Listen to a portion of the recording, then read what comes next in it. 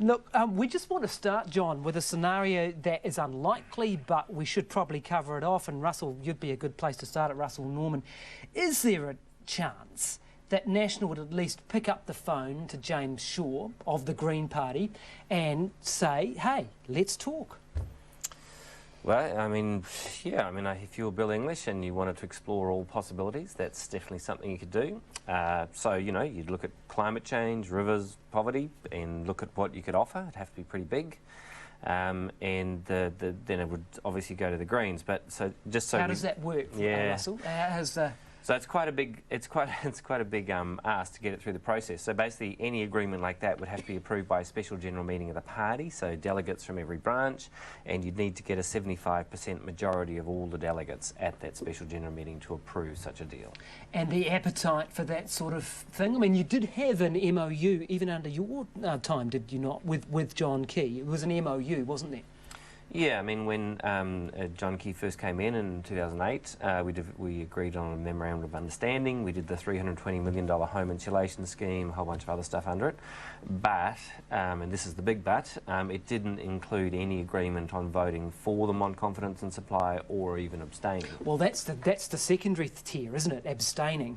I mean, and look, it's an outlying scenario, but even if National thought it might strengthen their hand with New Zealand First to be at least giving the impression there were other players, do you think that this could play out to a degree? Oh, it's unlikely to happen, but National, I don't think would have any problem with giving some pretty big concessions to the Greens, and they'll be more generous than Labour would be, I think.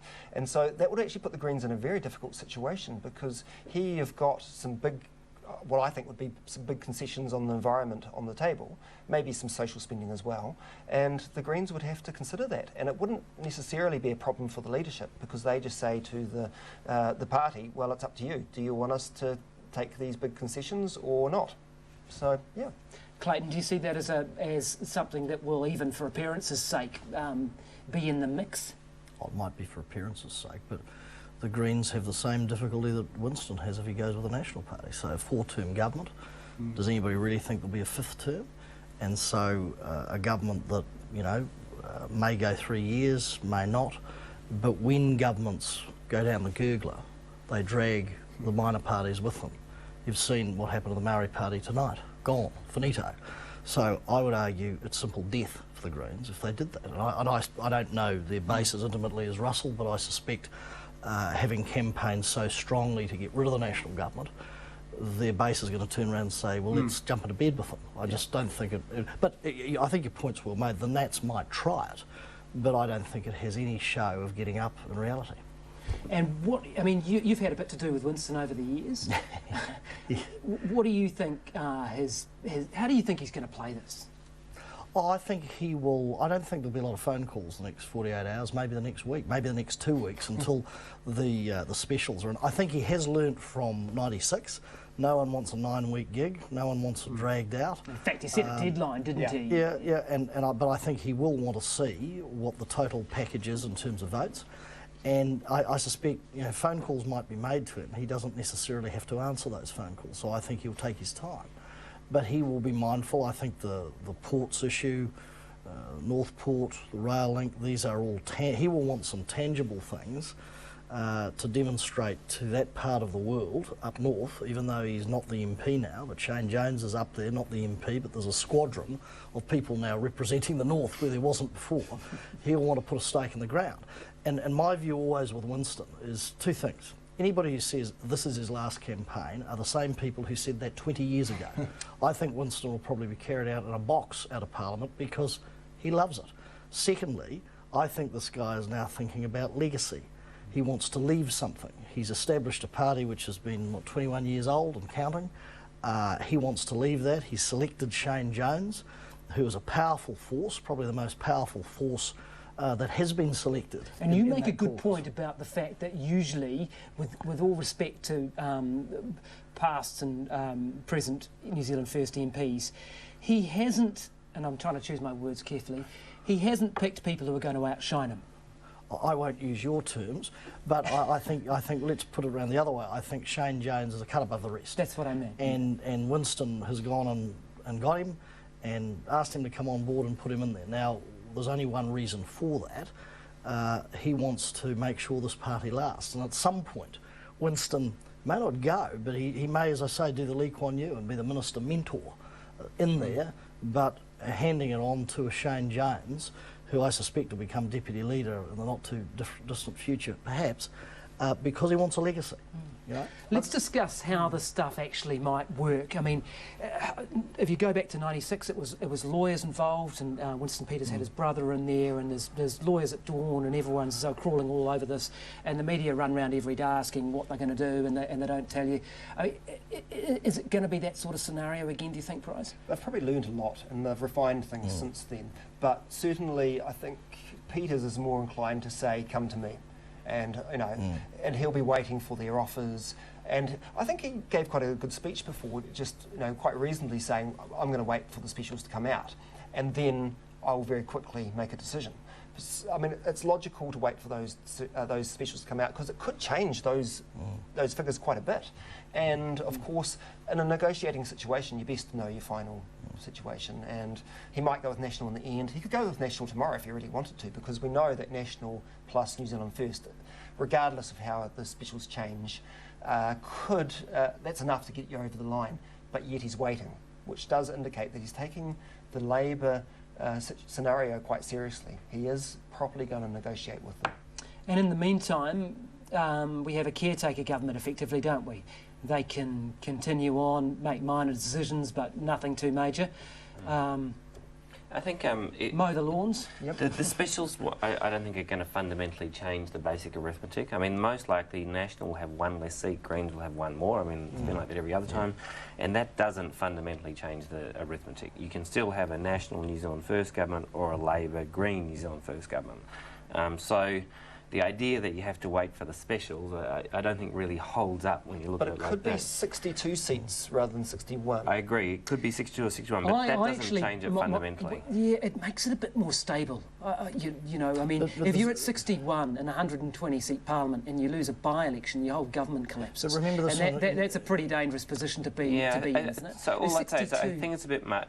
The reason why I think it's important is that I don't think that everyone's going to sit on their hands while waiting for the specials. You don't? You reckon it's all go? Well, no, it will happen informally.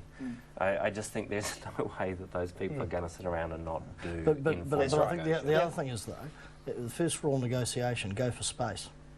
And I think he'll want to go for space.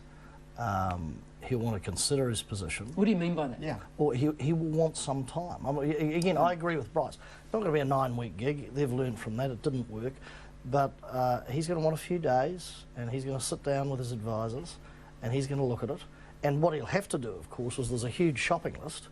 Well, they're going to have to sit there and go, okay, what are we going to go for? What are we really going to go for?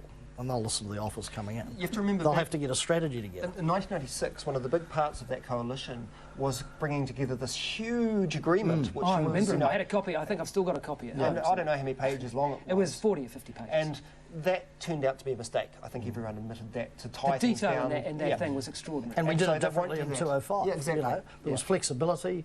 You could vote against this, vote against that. There was a lot of flexibility in the deal. Agree to disagree, if you like.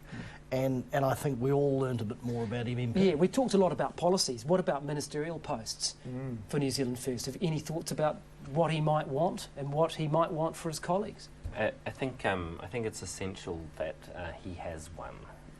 I think, and it's an extremely senior one. I mean, clearly, Prime Minister, I think, is going to stretch things if he walks in and says, I want to have Prime Minister for a certain period. I think that's going to be very difficult with 9 MPs. But clearly, he's going to want something really senior. I don't think he's going to want foreign affairs again. It's too much travel. But he's going to look at perhaps something. the Shane Jones, who has had a role. Well, no, not necessarily though, because again, I come back to building a legacy. Now, if Shane's going to take over, you've got to build it. You're not going to do it out of the country, running around the world. Likewise, Winston. So I suspect Shane might be interested, for instance, in economic development or regional economic development. I think Winston. I suspect he'll look at a domestic portfolio. But the one thing I do know from a few negotiations I've been involved in, apart from the top job, the National Party are capable. They did in '96. Of putting everything on the table. They will be desperate to get this over the line, absolutely desperate. And I recall in '96, I think we made a blunder. We thought that we weren't going to give him finance minister. We didn't anticipate that they'd do the Aussie system and make him treasurer. Yeah. You know, so the one thing you know about the National Party, it's all on. Yeah. Can we just run through the seats that have changed tonight? Because there has been some pretty interesting ones. Northland is one of them. And Winston Peters lost that seat. So a leader loses that seat. Ulharu Belmont, Ulharu Greg O'Connor got up. as it is, it changed hands. What else did we see move tonight? Wairiki was just the big one. That's the major upset of the night, and it is quite It's considerable astonishing that Māori Party's gone, isn't it? Yeah, for the party system in New Zealand to lose this Indigenous Māori Party, I think will be mourned by a lot of people, even people that don't support them. I mean, because we're now down to 5 parties in Parliament, and one of those is ACT, which is a one-man band. So, I think everyone expected MMP to have greater diversity. We've lost some diversity today. I reckon I agree with that, and at the end I'd add though Christchurch Central. Because I think that's quite important for Labour. So I think they will see the victory there as kind of like one of the milestones for getting back into government. The Māori seats, did you say? No, Christchurch Central. Christchurch Central. Yeah, because it's kind of, it doesn't obviously affect the overall kind of makeup, but it's kind of like winning back. Because when they lost Christchurch Central, I mean, I think Labour was pretty shocked. Yeah. They used to call it the People's Republic of Christchurch. They lost it twice in a row, and so I think I think that's important to Labour's kind of sense of self-confidence, to be honest. Indeed. All right, it's a good place to leave it. Thank you so much for joining us throughout the night. Russell Norman, Bryce Edwards and Clayton Cosgrove. Also had with me Stephen Mills, Larry Avage and Bridget Morton discussing these numbers as they've come in. Been a fascinating night, and thank you so much. Back to you at the RNZ studio, John.